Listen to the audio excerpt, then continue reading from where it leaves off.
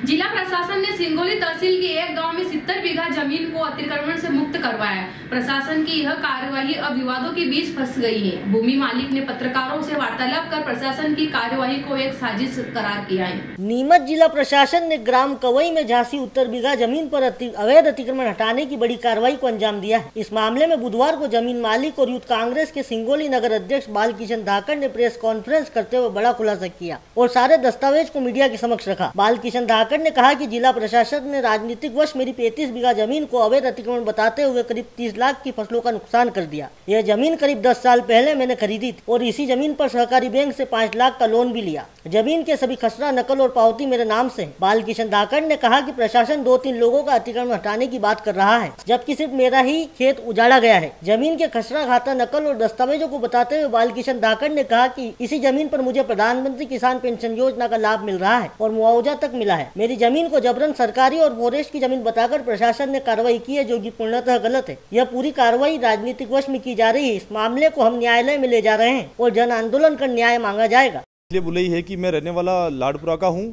और कल कार्रवाई हुई थी मेरी ज़मीन पे, जिसको अवैध सरकारी या शासकीय बताकर जिसका कब्जा हटाया गया है। उस निर्माण पे मैं 20 सालों से खेती कर रहा हूँ। उस ज़मीन पे वहाँ मेरे ट्यूबवेल है, कुआं है और लाइट का कनेक्शन है, पावती भी है, पट्टा भी है। और वहाँ पर जो सरकारी योजनाएं जो भी आती है, जैसे कि बावनता की योजना हुई तो उससे उसी ज़मीन का मुझे सरसों, चना, जो सोयाबीन, जो भी जिसकी तुलाई होती है मंडी में, उसकी हो रही है। उसके अलावा मेरे पास इसी ज़मीन पे लोन ले रखा है मैंने सोसाइटी से, जो मेरे गांव के पास में ही है, जिसका ग्राम दारडी।